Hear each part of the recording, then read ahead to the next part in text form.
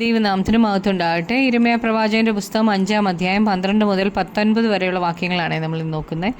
12-ാം വാക്യത്തിൽ അവർ യഹോവയെ നിഷേധിച്ച് പറഞ്ഞത് അത് അവനല്ല, നമുക്ക് ദോഷം വരികയില്ല, നാം വാളോ ക്ഷാമമോ കാണുകയില്ല. ഇവിടെ നാം കാണുന്നത് കള്ളപ്രവാചകന്മാർ ഇസ്രായേൽ ജനത്തോട് പറയുന്നതാണ്, ദൈവം അവരുടെ മേൽ ന്യായവിധി അയക്കാൻ പോകുന്നു എന്ന് മുന്നറിയിപ്പ് കൊടുക്കുമ്പോൾ കള്ളപ്രവാചകന്മാർ ഈ ജനത്തോട് പറയുന്നത് ഇത് യഹോവയുടെ കരമല്ല എന്നാണ്.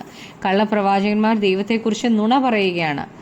ദൈവത്തിൻ്റെ ന്യായവിധിയെ കണ്ടിട്ട് അവർ ജനത്തോട് ഇത് ദൈവമല്ല ചെയ്യുന്നത്, നിങ്ങൾ ദൈവത്തെ മറന്നേക്ക്, ദൈവം ഇങ്ങനെ ഒന്നും ചെയ്യത്തില്ല, നിങ്ങളുടെ സമയം ശരിയല്ലാത്തത് കൊണ്ടാണ്, അല്ലാതെ ഈ പ്രയാസത്തിൻ്റെ പുറകിൽ ദൈവമല്ല, നമുക്കൊരു പ്രശ്നവും വരുത്തില്ല എന്ന ദൈവത്തെക്കുറിച്ച് കള്ളപ്രവാചകന്മാർ നുണ പറയുകയാണ്. ഇത് വളരെ ഗൗരവമായ ഒരു പാപമാണ്. ഇത് നാം ഒരിക്കലും പ്രോത്സാഹിപ്പിക്കരുത്. അവരുടെ പാപത്തിൻ്റെ കാരണമായിട്ട് ദൈവം ന്യായവിധി അയക്കുമ്പോൾ കള്ളപ്രവാചകന്മാർ അവർക്ക് ദോഷം വരുത്തിയത് ദൈവമല്ല എന്ന് നുണ പറഞ്ഞു കേൾപ്പിക്കുകയാണ്. 13-ാമത്തെ വാക്യത്തിൽ പ്രവാചകന്മാർ കാറ്റായിത്തീരും, അവർക്ക് അരുളപ്പാടില്ല. കള്ളപ്രവാചകന്മാർ കാറ്റുപോലെ ആയിരിക്കും, അവരുടെ അകത്തൊന്നുമില്ല, അവരുടെ ഉള്ളിൽ ദൈവത്തിൻ്റെ വചനമില്ല. അതുകൊണ്ട് അവർ പൊള്ളയായ അവസ്ഥയിലാണ്.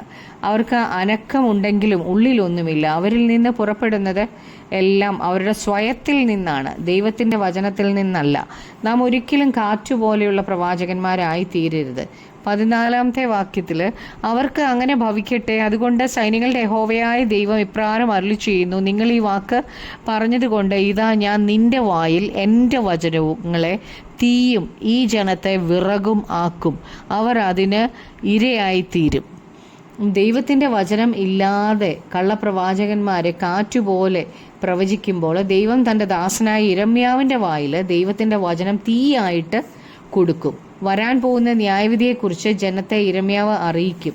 യിരെമ്യാവിൻ്റെ വാക്കുകൾ സത്യമായ പ്രവചനമാണ്. അവ കേൾക്കാൻ സുഖമുള്ളതൊന്നുമല്ല, കാരണം അത് ദൈവിക ന്യായവിധിയെക്കുറിച്ചാണ്. ദൈവത്തിൻ്റെ വചനം ഇരുവായ്ത്തലയുള്ള ഏത് വാളിനേക്കാൾ മൂർച്ചയേറിയത് ആണെന്നും അതുപോലെ പാറയെ തകർക്കുന്ന ചുറ്റികയാണെന്നുമാണ് പറഞ്ഞേക്കുന്നത്. അത് കേൾക്കുമ്പം വലിയ സുഖമൊന്നും തോന്നാറില്ല, കാരണം അത് തീയാണ്. വരാൻ പോകുന്ന ന്യായവിധിയെക്കുറിച്ചാണ് അത് പറയുന്നത്.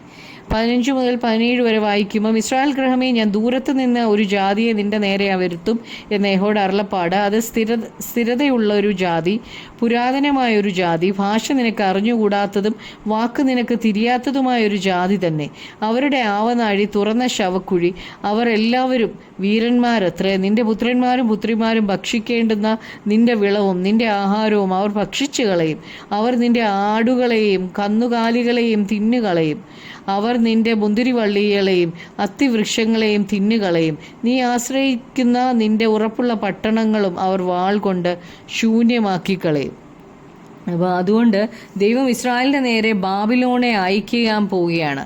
യിരെമ്യാവിലൂടെ ദൈവം പറഞ്ഞ ന്യായവിധിയുമായിട്ട് ശത്രുക്കൾ വരും, അവർക്ക് നേരെ വരും. അവർ വന്ന ഇസ്രായേലിലെ മക്കളെയും അവരുടെ കൃഷിയെയും അവരുടെ മൃഗങ്ങളെയും എല്ലാം നശിപ്പിച്ച് കളയും. 18-ാം വാക്യത്തിൽ എന്നാൽ അന്നാളിലും ഞാൻ നിങ്ങളെ മുടിച്ചു കളയുകയില്ല. അപ്പോൾ ഇവിടെ വീണ്ടും ദൈവത്തിൻ്റെ വാക്ക് പ്രത്യാശയുടെ വാക്കാണ്. തൻ്റെ ജനത്തോട് പറയുന്നത് താൻ പ്രത്യാശയുടെ വാക്കാണ് പറയുന്നത്. ദൈവിക ന്യായവിധി അയക്കുമ്പോഴും ദൈവം നമ്മെ തീർത്ത് കളയത്തില്ല, അവിടെയും ഒരു ശേഷിപ്പുണ്ടായിരിക്കും.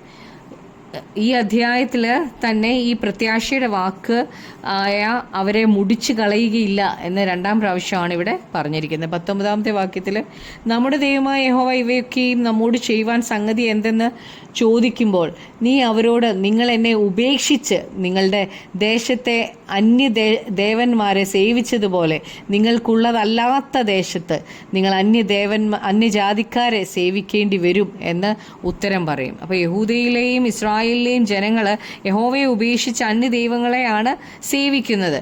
അതുകൊണ്ട് ദൈവം അവരെ അന്യദൈവങ്ങളുടെ ജാതിക്കാരുടെ അടിമകളായിട്ട് അയക്കാൻ പോവുകയാണ്.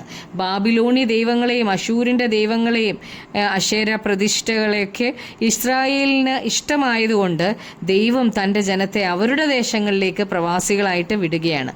അന്യദൈവങ്ങളെ സേവിക്കാനുള്ള അവരുടെ കൊതി ദൈവം സാധിപ്പിച്ചു കൊടുത്തു. എന്നാൽ അത് അവർക്ക് വേദനയായി തീർന്നു. നമുക്ക് പ്രാർത്ഥിക്കാം. കർത്താവായ യേശുവേ, അങ്ങയുടെ ഇഷ്ടം ചെയ്യുവാൻ ഞങ്ങൾ ആഗ്രഹിക്കുന്ന കർത്താവേ, അപ്പോൾ ആ യിരെമ്യാവിനെ അങ്ങയുടെ വായാക്കി നിർത്തിയതുപോലെ കർത്താവേ യേശുവേ, അങ്ങയുടെ വചനം ഞങ്ങളുടെ വായിൽ തന്ന് കർത്താവെ അങ്ങയുടെ വായാക്കി ഞങ്ങളെ നിർത്തണമേ കർത്താവേ യേശുവേ. അപ്പോൾ ആർക്കും കേൾക്കാൻ ഇഷ്ടമല്ലെങ്കിലും കർത്താവെ അങ്ങയുടെ ന്യായവിധി വരാൻ പോവുകയാണല്ലോ കർത്താവെ.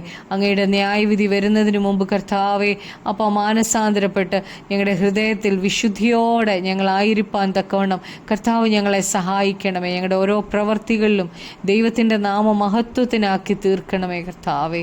അപ്പോൾ ഞങ്ങളുടെ പ്രാർത്ഥന കേട്ടതിനായി നന്ദി. യേശു ക്രിസ്തുവിൻ്റെ നാമത്തിൽ തന്നെ. ആമേൻ.